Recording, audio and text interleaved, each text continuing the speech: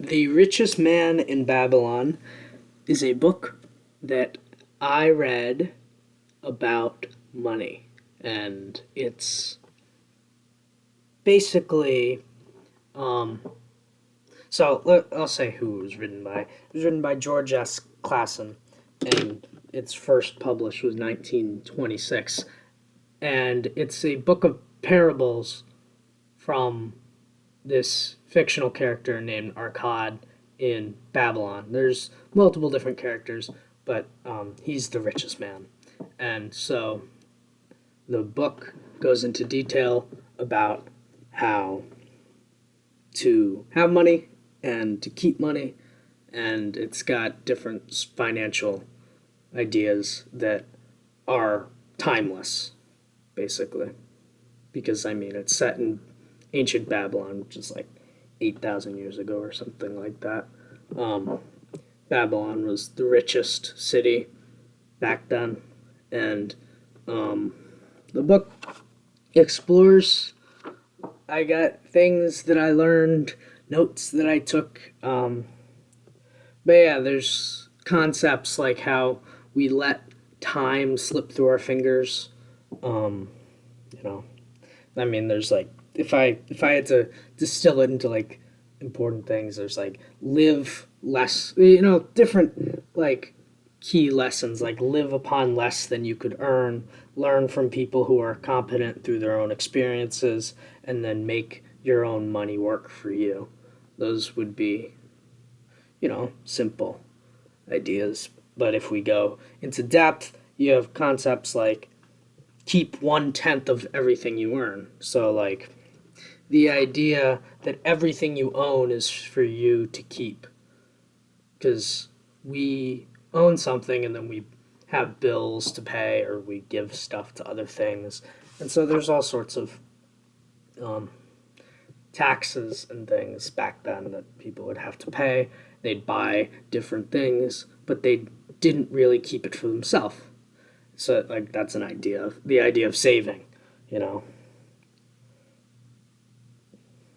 And so there's, what else did I say? So there's stuff I remember there was stuff about gambling. So there's this guy. They have game masters, and basically they would play game. It was like gambling, They'd roll the dice and see, and the game master would usually win. And that's like an olden version of that. How the house always wins at casinos. And so there's concepts of luck. Luck can come and go in life.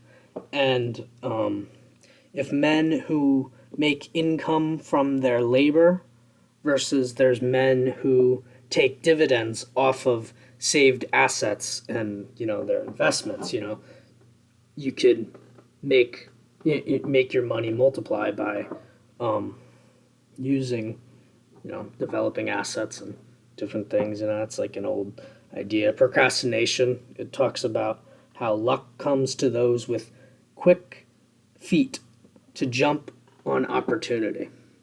So there's this concept that I actually picked up from the book where luck is equal to everyone, sort of. Well, luck is luck, right? However, those who take more opportunities are more lucky. They're seen as more lucky because they just do more things and jump on more opportunities.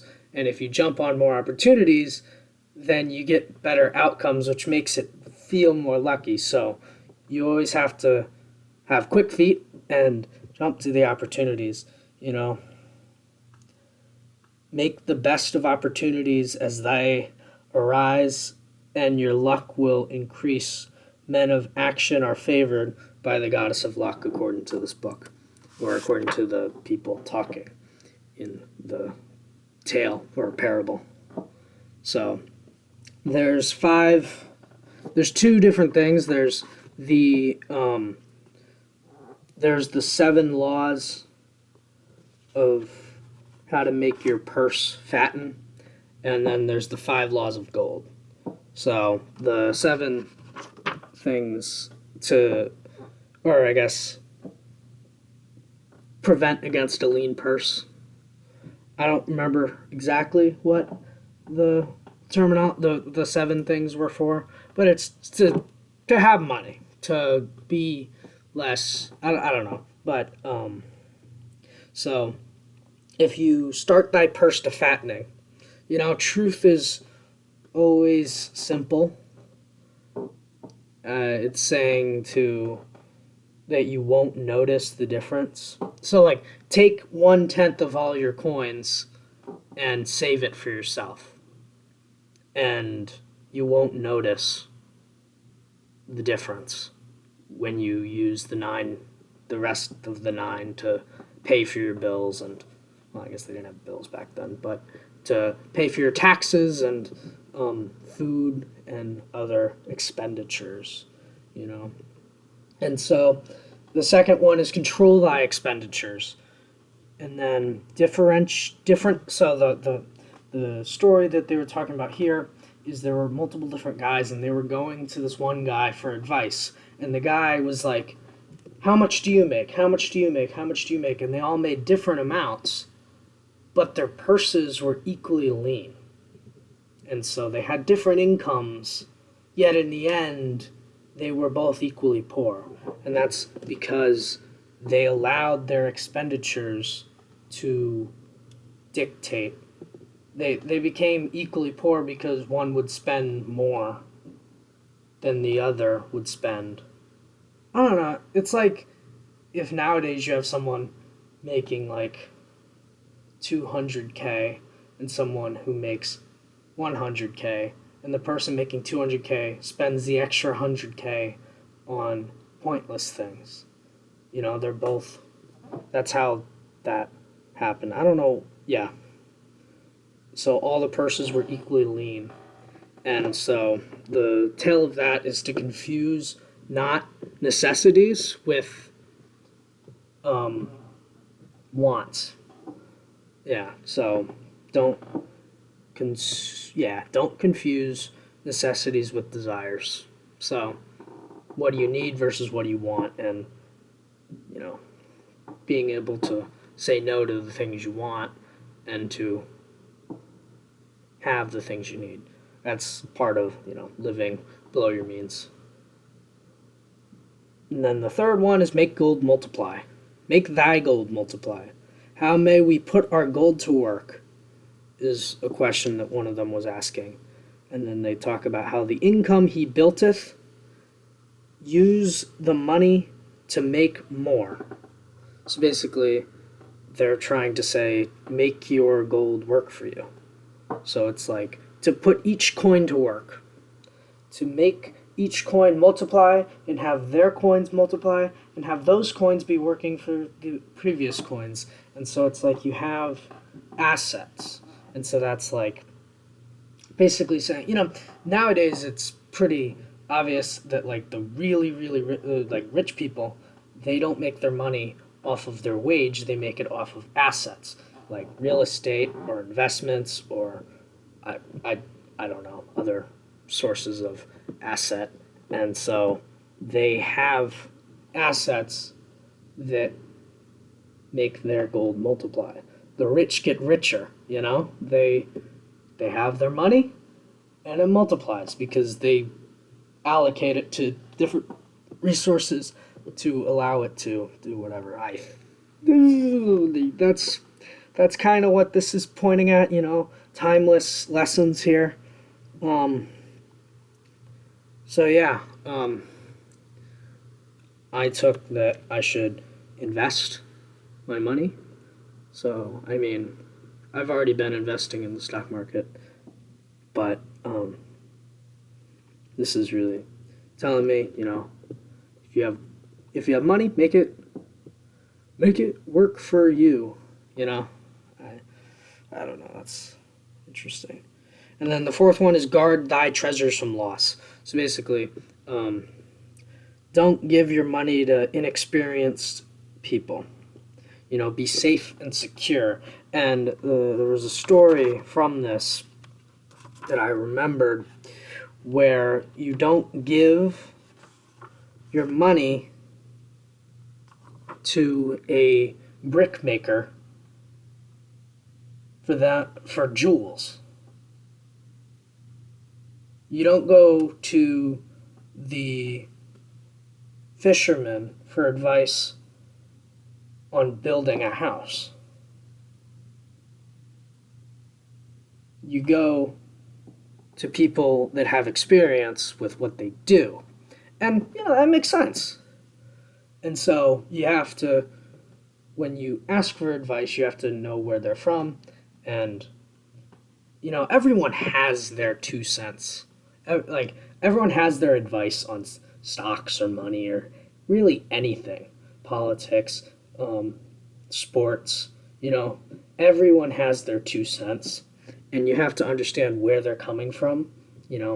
Their opinions come from different things, and so you just have to don't take advice from stupid people.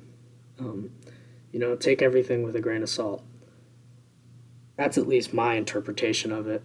You got to guard thy treasures from loss. Don't give your money to someone. Just because they promise they'll give it back doesn't mean they actually will. That's the whole thing about credit. If you loan money, make sure you have a way of getting that back. Like, I loaned, it was like $50 to a friend, but he gave me his what did he even give me?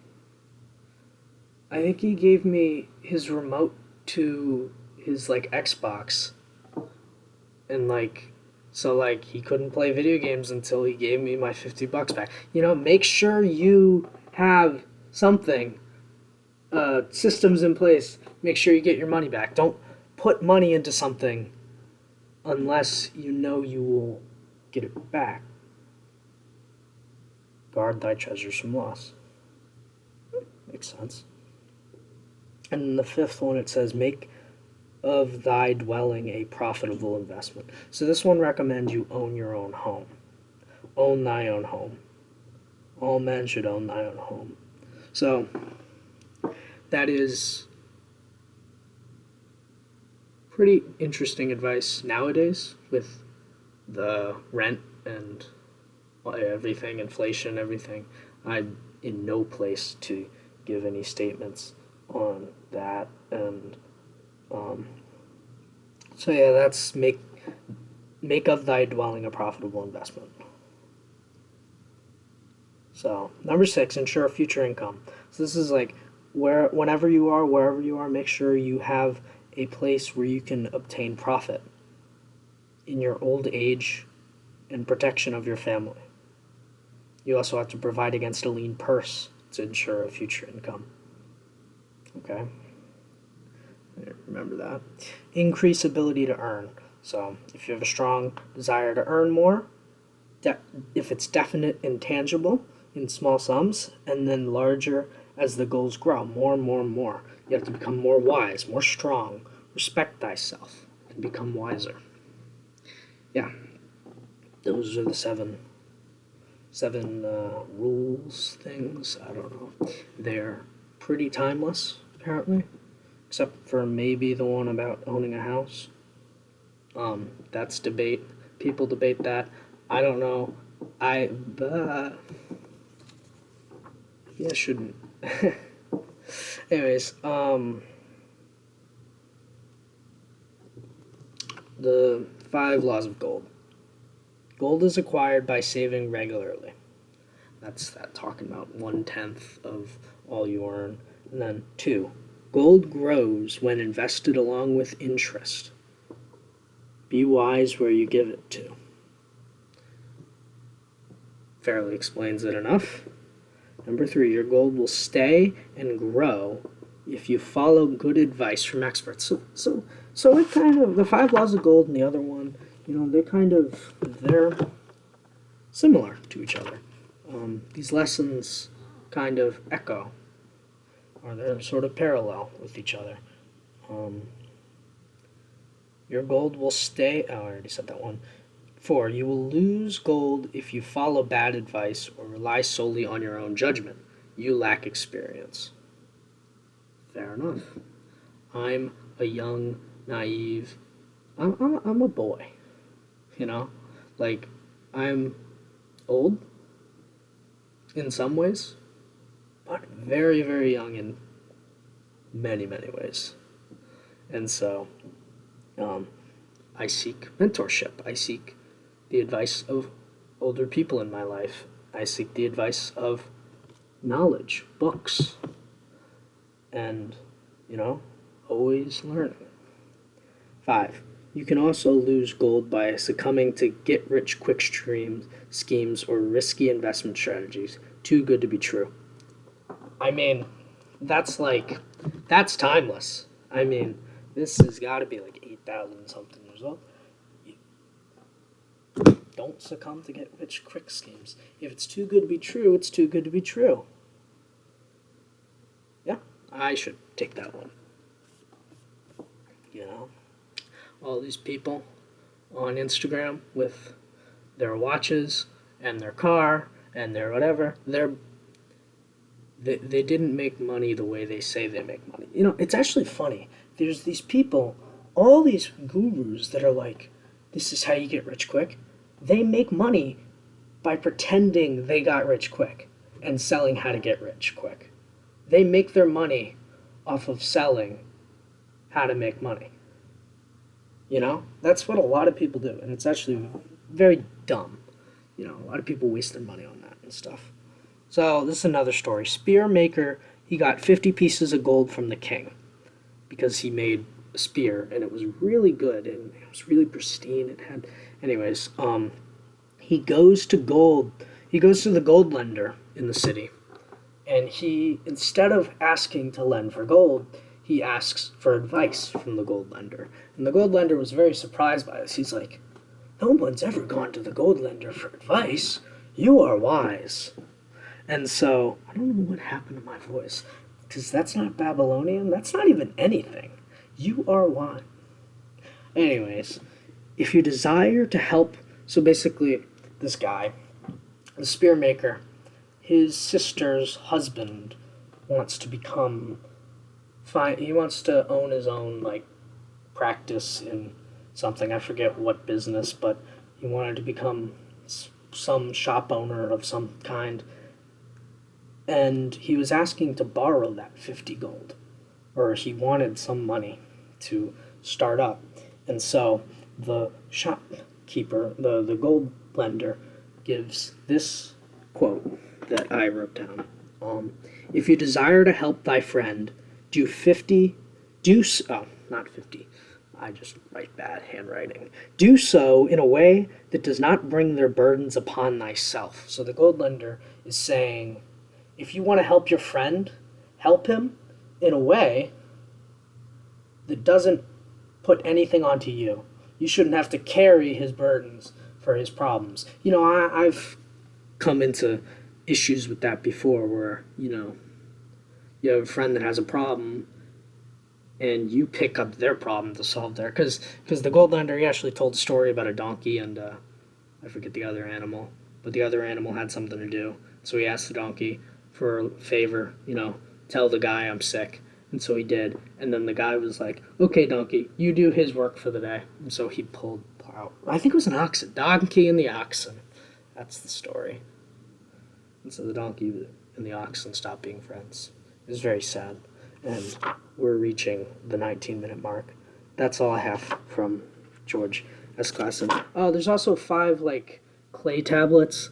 I didn't really pay too much attention. I mean, I remember some of the stuff, but I didn't, like, write anything down. All I remember is, like, after the book was written and time passed, there's a Dr. Dempsey.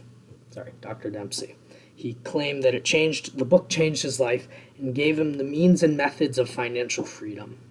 So this book, The Richest Man in Babylon, really does have a lot of timeless concepts, and I can see that. So Dr. Dempsey, you know, asks, he wants people to study and read The Richest Man in Babylon, and I would recommend it too. It was a good book. Quick little short read, but I enjoyed it. Yeah. That's it.